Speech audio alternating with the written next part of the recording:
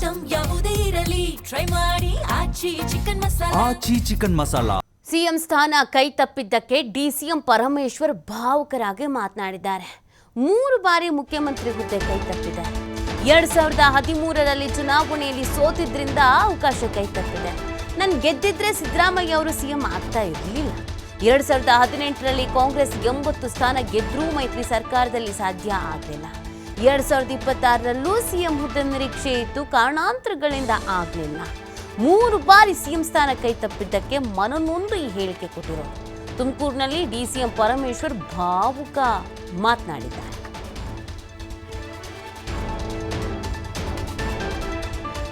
ಪರಮೇಶ್ವರ್ ಅವರಿಗೆ ಬೇಸರ, ಯಾರಿಗಾದ್ರೂ ಅದೊಂದು ಅಸಮಾಧಾನ ಇದ್ದೇ ಇರುತ್ತೆ ಅಲ್ವಾ.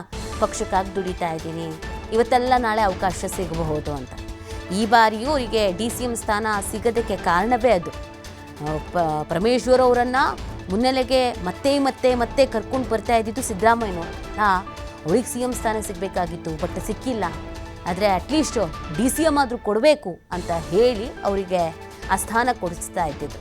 ಹೌದು, ಅವ್ರು ಹೇಳ್ದಂಗೆ ಅವತ್ತು ಸೋತಿಲ್ಲ ಅಂದಿದ್ರೆ 2013ರಲ್ಲಿ ಸಿಎಂ ಆಗಿರಬೇಕಾಗಿತ್ತು. ಅದಾದಮೇಲೆ ಮೈತ್ರಿ ಸರ್ಕಾರ ಬಂತು, ಆಗ್ಲಾದರೂ ಅವಕಾಶ ಸಿಗುತ್ತಾ ಅಂದರು. ಆಗಿನ ಕತೆ ನಿಮಗೆ ಗೊತ್ತೇ. ಈಗ ಇವರು ಏನೋ 2.5 ವರ್ಷ ಒಪ್ಪಂದ ಮಾತುಕತೆ ಅಂತ ಇವರಿಬ್ರು ಫಿಕ್ಸ್ ಮಾಡಿಕೊಂಡ್ರು. ಸೊ ಹಾಗಾಗಿ ಒಂಚೂರು ಬೇಸರ ಇದೆ, ಎಂಥವ್ರಿಗಾದ್ರೂ ಇದ್ದೇ ಇರುತ್ತೆ. ಅದನ್ನು ಇಲ್ಲಿ ತೋಡ್ಕೊಂಡಿದ್ದಾರೆ.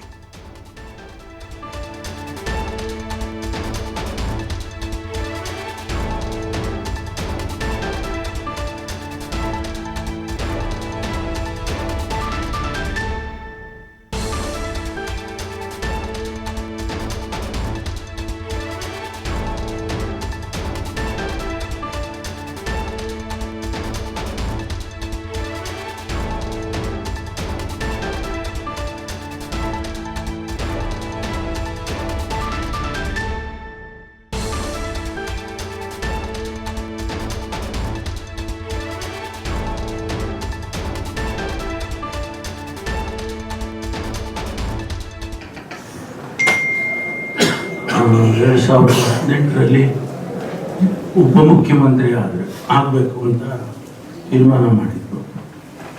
ಅದು ಆ ಸಂದರ್ಭದಲ್ಲಿ ಕೂಡ 2013ರಲ್ಲಿ ನಾನು ಎಲೆಕ್ಷನ್ ಸೋತೆ. ಬಹುಶಃ ನಾನು ಗೆದ್ದಿದ್ದರೆ ಮಾನ್ಯ ಸಿದ್ದರಾಮಯ್ಯನವರು ಮುಖ್ಯಮಂತ್ರಿ ಆಗ್ತಿರ್ಲಿಲ್ಲ.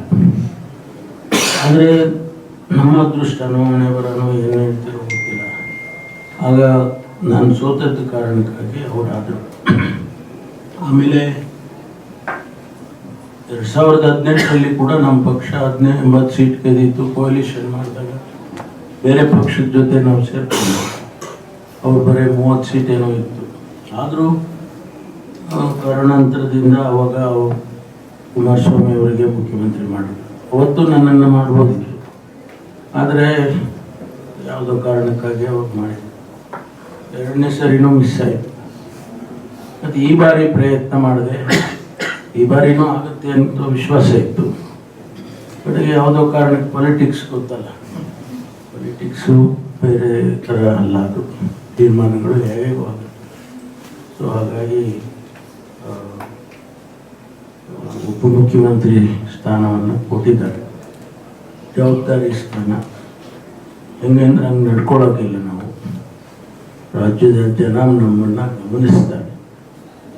ನಾನು ಯಾವಾಗಲೂ ಹೇಳ್ತಾ ಇರ್ತೀನಿ ನಮ್ಮ ಕೊಲೀಗ್ಸಿಗೆಲ್ಲ, ನೋಡಪ್ಪ ನಮ್ಮನ್ನು ಜನ ಮ್ಯಾಗ್ನಿಫೈಯಿಂಗ್ ಗ್ಲಾಸ್ ಹಾಕ್ಕೊಂಡು ನೋಡ್ತಿರ್ತಾರೆ, ಹುಷಾರಾಗಿರ್ಬೇಕು ನೀವು. ಆ ರೀತಿ ಇವತ್ತು ಭಾಳ ರೆಸ್ಪಾನ್ಸಿಬಲ್ ಇರ್ತಕ್ಕಂಥ ಜಾಗ. ನನ್ನ ಪ್ರಯತ್ನ ನಾನು ಖಂಡಿತವಾಗಿ ಮಾಡ್ತೇನೆ.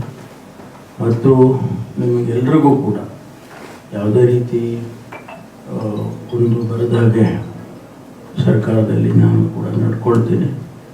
ಜೊತೆಗೆ ನಿಮ್ಮ ಶ್ರೇಯಸ್ಸು, ಸಂಸ್ಥೆಯ ಶ್ರೇಯಸ್ಸು ನನಗೆ ಭಾಳ ಮುಖ್ಯ.